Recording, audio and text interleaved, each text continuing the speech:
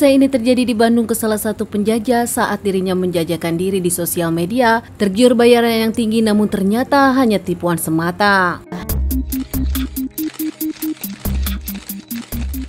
Di tanggal 7 Maret 2023, seorang warga menemukan seorang jasad perempuan berusia 27 tahun bernama Lisnawati di dekat kandang ayam di Jalan Cangkuang, Bandung, Jawa Barat.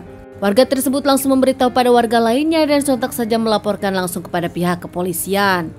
Saat menemukan jasad tak bernyawa itu dengan kondisi yang sangat tragis, bahkan banyak sirup merah yang keluar dari tubuhnya.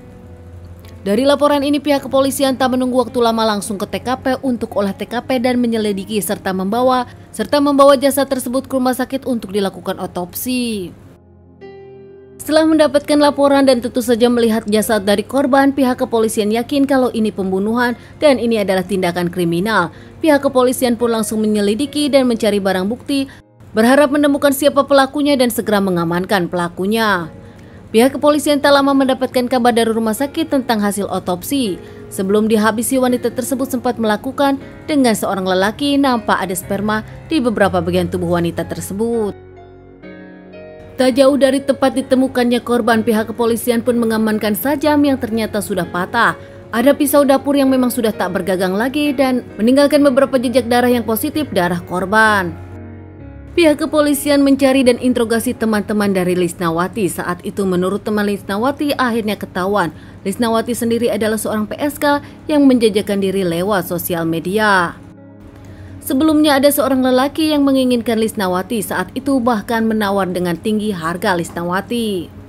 Lisnawati bertarif 500.000, namun dirinya kaget saat ada orang yang menginginkan, bahkan rela membayar 800.000 untuk bertemu Lisnawati dan melakukannya bersama Lisnawati. Namun orang lelaki tersebut memberikan syarat kepada Lisnawati, tempatnya ditentukan oleh lelaki tersebut. Tanpa berpikir panjang, Lisnawati yang memang butuh uang, apalagi dirinya senang mendapatkan harga yang mahal, akhirnya mengiyakan. Lisnawati siap bertemu dengan lelaki tersebut di tempat yang lelaki tersebut tentukan. Lisnawati sendiri bukan baru kali ini bekerja, beberapa lama cukup bekerja di dunia PSK. Lisnawati tak pernah mendapatkan masalah buruk atau masalah dengan pelanggannya. Namun kali ini Lisnawati nampaknya kurang beruntung. Saat Lisnawati mendapat chattingan di micet, Lisnawati bahagia karena dirinya akan dibayar 800.000 saat melakukan. Dirinya yang tarifnya 500.000 merasa kalau ini anugerah. Namun ternyata nampaknya ini musibah untuk Lisnawati. Sebelumnya Lisnawati sendiri sempat bercerita kepada temannya, menyebutkan kalau dirinya akan mendapat bayaran besar dari seorang lelaki yang berkenalan di micet. Teman dari Lisnawati sendiri pernah mengingatkan, namun nampaknya Lisnawati tak mendengar dan tetap akan bertemu dengan lelaki tersebut yang sanggup membayarnya 800. Demi mendapatkan pundi-pundi keuangan secara cepat, akhirnya Lisnawati pun pergi ke tempat yang ditentukan lelaki tersebut. Lelaki tersebut adalah customer baru Lisnawati.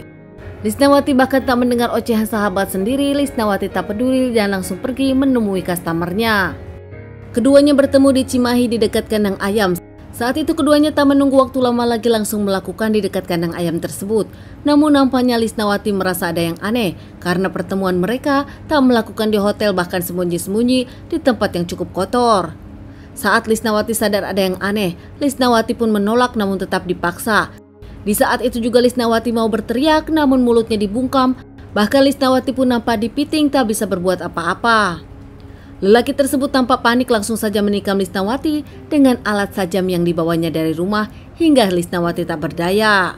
Dalam kondisi Lisnawati yang kesakitan, lelaki tersebut terus melakukan persetubuhan kepada Lisnawati.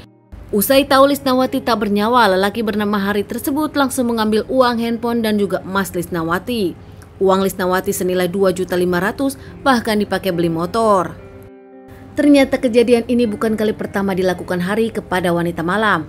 Ternyata ini adalah kejadian yang keempat. Sebelumnya tak pernah ada yang melapor dan tak pernah ada korban jiwa.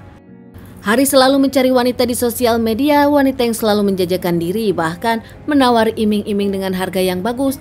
Namun ternyata setelah bertemu dengan wanita tersebut, Hari langsung menghabisi. Hari langsung mengancam dan mengambil harta mereka. Dari kejadian ini pun tak pernah ada yang melaporkan Hari, mungkin karena mereka malu. Itu juga yang membuat Hari leluasa untuk melakukannya lagi dan lagi. Kini ternyata nasib Lisnawati tak seberuntung orang-orang sebelumnya. Lisnawati yang melawan hingga akhirnya membuat Hari panik dan menghabisinya. Hari sendiri dinyatakan bersalah usai menjalani beberapa kali persidangan dan Hari pun dihukum seumur hidup. Menurut keluarga dari Lisnawati, perbuatan Hari ini membuat mereka menjadi separuh jiwa. Anak kesayangan mereka Lisnawati bahkan tulang punggung mereka kini sudah tak ada lagi, dihabisi lelaki tak bertanggung jawab. Teman-teman, sekian dulu bahasan kasus yang aku bawakan kali ini. Semoga ini bisa jadi pelajaran untuk kita semua dan ditunggu bahasan kasus-kasus selanjutnya.